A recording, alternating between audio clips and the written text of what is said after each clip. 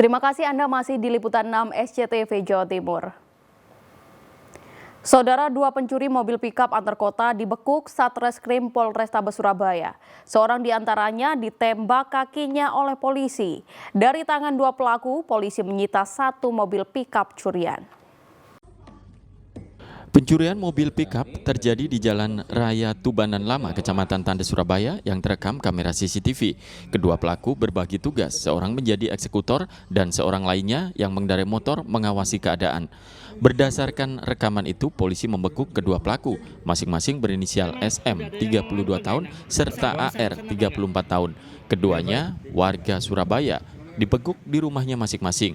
Bahkan SM harus menerima timah panas polisi di kakinya karena berusaha lari saat digerebek. Kepada polisi, keduanya mengatakan juga mencuri mobil pikap di sejumlah kota di Jawa Timur, antara lain Sidoarjo, Gresik, Jombang, dan Nganjuk.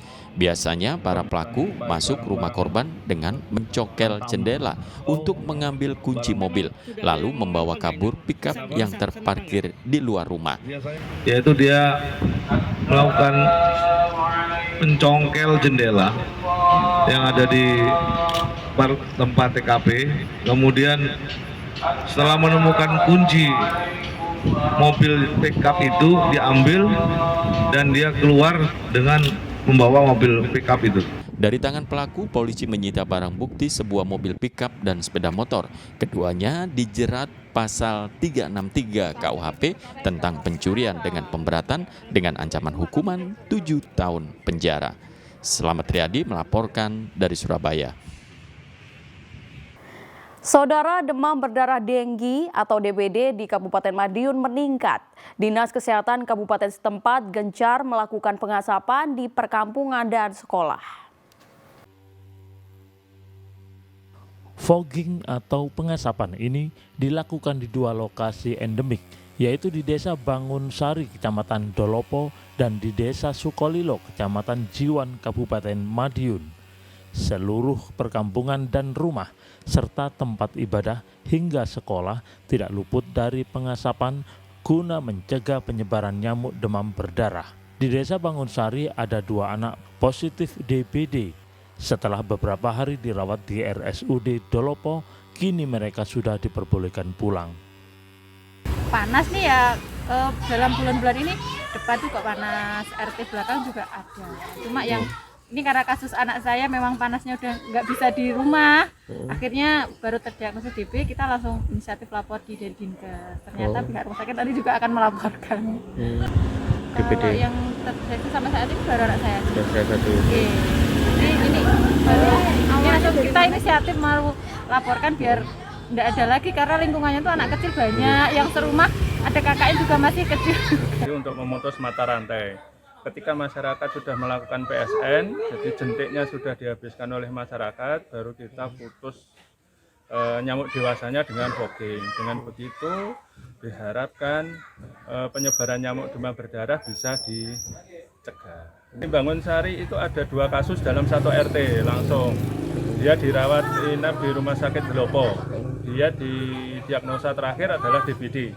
Sedangkan di sini juga dirawat inap di Rumah Sakit Islam. Jadi kita dapat notifikasi dari Rumah Sakit Islam dan Rumah Sakit Dolopo bahwa ada penderita dengan diagnosa akhir itu DBD. Data Dinas Kesehatan Kabupaten Madiun, kasus DBD selama 2 bulan terakhir mencapai 34 kasus.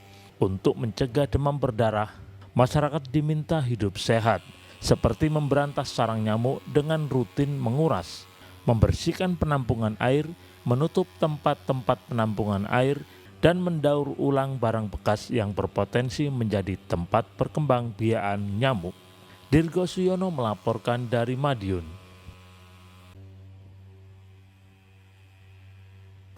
Saudara, embung atau waduk di Jombang mengering karena airnya surut sejak Juni lalu. Akibatnya petani resah tak bisa mengairi sawah dan ladangnya. Agar bisa bercocok tanam, petani menyiasati dengan menanam cabai atau jagung karena tanaman ini tidak banyak membutuhkan air. Inilah kondisi embung atau waduk Grojogan yang berada di Desa Pelabuhan, Kecamatan Pelandaan, Kabupaten Jombang. waduk sudah mengering sejak bulan Juli lalu sehingga tidak bisa mengaliri ratusan hektar lahan pertanian. Waduk mengering dan hanya meninggalkan sedikit air di dasarnya. Namun air ini hanya bisa digunakan untuk menyiram tanaman sekitar waduk yang dimanfaatkan petani menanam palawija. Petani yang memiliki pompa juga harus menyedot air ke atas waduk dengan jarak yang cukup jauh. Namun debit air sudah tidak mencukupi kebutuhan. Masalahnya kering itu nggak ada hujan. Kalau biasanya ada hujan itu biasanya keringnya itu bulan 9. Bisa bulan 9. Bulan 5 sudah nggak ada hujan. Jadi cara pengairan ini dibuat orang menanam padi di itu persawahan yang di bawah itu terus dialirkan terus. Jadi nggak pernah diempet gitu loh. Kini agar bisa bercocok tanam, petani menyiasati dengan menanam cabai atau jagung karena tanaman ini tidak banyak membutuhkan air. Dwi Mujiarso melaporkan dari Jombang. Saudara, jelang HUT Kemerdekaan Republik Indonesia, omset pedagang bambu naik hingga 100%. Tiang bambu banyak diburu pembeli untuk memasang umbul-umbul dan bendera. Masyarakat memilih tiang bambu daripada besi karena harganya yang terjangkau. Lapak pedagang bambu di Jalan Letjen Sutoyo, Waru, Sidoarjo yang merupakan perbatasan Sidoarjo, Surabaya memasuki bulan Agustus mulai ramai. Tiang bambu banyak diburu untuk memasang umbul-umbul dan bendera. Warga memilih bambu karena harganya yang terjangkau. Selain itu, tiang bambu juga lentur dan tidak berat bila dibandingkan dengan tiang besi sehingga mudah dipasang di jalan. Harga bambu berkisar Rp15.000 hingga Rp25.000 per batangnya. Buat apa sih Pak rencananya? Buat tiang bendera raksasa biar kuat. 1 bulan. Rokok tak tertandingi. Terus ini beli berapa Pak? Apa? Ini beli berapa batang? 10 batang. 10 batang. Ya. Memang selain di sini di Surabaya tidak ada? Ya banyak. Kok pilihannya di Sidoarjo kenapa Pak? Ya saja sini pusatnya. Ya. Oh jadi ini yang panjangnya berapa meter? Kira-kira 7,5. Jika hari biasa penjualan bambu hanya berkisar 20 hingga 30 batang. Namun saat bulan Agustus meningkat hingga 70 batang per harinya. Meski ramai pembeli, harga tiang bambu tidak naik. Berarti kebanyakan memang untuk aksesoris ya Pak ya? Ya kalau ini nggak banyak. Ya. Yang banyak itu bambu. Bambu. Ini biasanya untuk apa Pak? Umbul-umbul, pasang umbul-umbul. Banyak kan umbul-umbul. Kalau untuk bendera ya kayak gini. Ada yang dari besi. Ini yang bagus ini mesinnya. Ini jenis bambu. Nggak ada kalau di sini. Adanya di lereng. Tidak saja dari kawasan Sidoarjo, para pembeli bambu ini juga dari luar Sidoarjo seperti Surabaya. Zainul Fajar melaporkan dari Sidoarjo. Saudara, puluhan ekor satwa mengikuti karnaval di Jalan Raya Kota Jember. Bukan sekedar hiburan, karnaval unik bertajuk Jember Pets Carnival ini juga sebagai ajang edukasi, pengenalan bagi anak-anak sekaligus kampanye pelestarian hewan.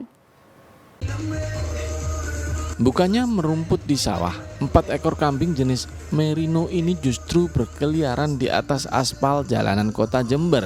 Layaknya bintang catwalk, satwa herbivora asli Spanyol ini seakan tak canggung berjalan melenggak-lenggok dilihat ribuan pasang mata yang memenuhi Jalan Raya Sultan Agung. Tak hanya kambing, berbagai jenis satwa lain juga ikut ambil bagian dalam karnaval satwa bertajuk Jember Pets Carnival. Ya, ada kuda, iguana, kucing, ular, hingga ayam Poland. Parade satwa ini semakin heboh sebab sang pemilik juga berpenampilan eksentrik dengan ragam aksesori maupun tata rias wajah. Tak hanya hiburan, karnaval ini juga menjadi ajang edukasi, baik dari sisi pelestarian maupun pengetahuan tentang aneka jenis satwa terutama bagi anak-anak. Itu banyak mengenal aneka ragam satwa ya, dan semula anak saya itu mengenalnya cuma kucing, anjing, tapi dengan adanya